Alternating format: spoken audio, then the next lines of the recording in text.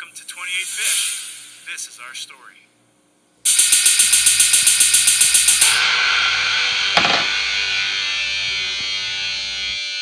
I've owned this AquaView underwater black and white camera for about 15 years. It's great. I really like the black and white contrast, especially in low light conditions. The only issue we've had is that the IR LED system that comes on the camera has crapped out on it, and the camera's a little worse for wear.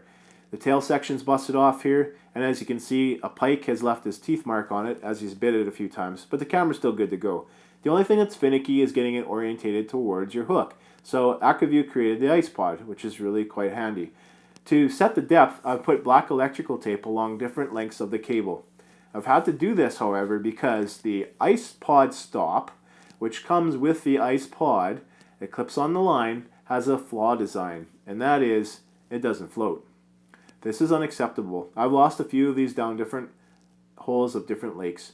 So I'm going to mod this out. So here's the ice pod, best used in its flat position in my opinion. I've purchased some ice pod stop replacements. I got these from the fishing hole. Thank goodness they sell them.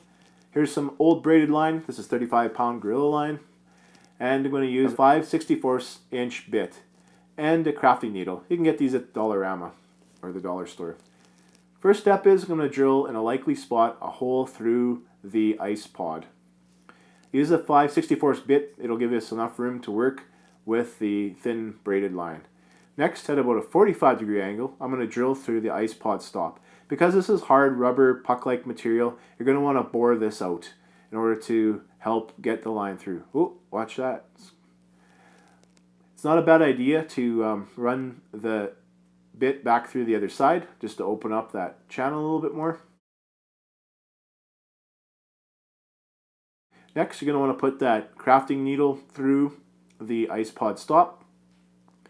You just want it through enough for the hook to be exposed.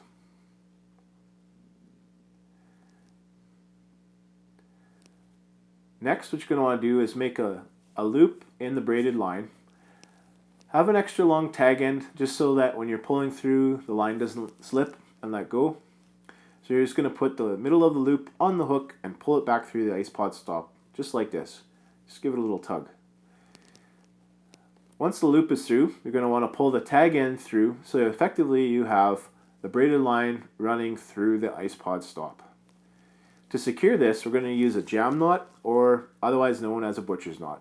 First step is to put an overhand or figure 8 knot close to the tag end, just like that. Don't worry about the excess, you can always trim it later. Next, you're going to create the second part of the jam knot, which is really just a slip knot. We've all tied these in our youth. So go around the running end, you're going to make a loop, and then you're going to cross over on the side of the loop that you just created with the tag end and running line, and then you're going to go back through the loop you just created, and now that you've created a second loop, you're going to slip the tag end through there.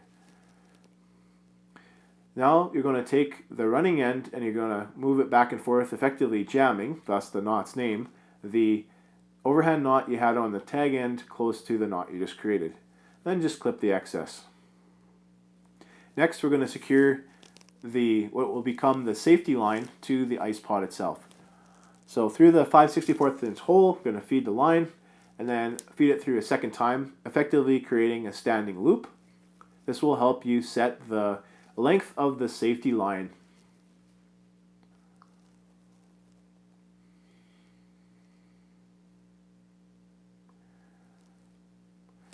Once you've done that, you're going to want to set the length of your safety line by pulling the excess through the loop you just created. Once you're happy with that, run the line back through the hole a second time, so there are essentially 2 loops in the ice pod. Now you're going to want to secure that, but first double check you like the length of the safety line. You don't want it too long because you don't want it tangled up, and you don't want it too short because you need it to be able to turn 360 degrees. So secure it by running it back through that loop, and then finalize it by doing a couple overhand knots around the safety line. 2 or 3 would be lots. And then you just want to burn off that braid. Oh, make sure to snuff it out. And there you have it, a secure ice pod stop on the ice pod. So don't be a fool like me and lose your ice pod. Mod this thing out. I hope this was helpful. Please subscribe to 28 Fish, and we'll watch for some more helpful videos in the future.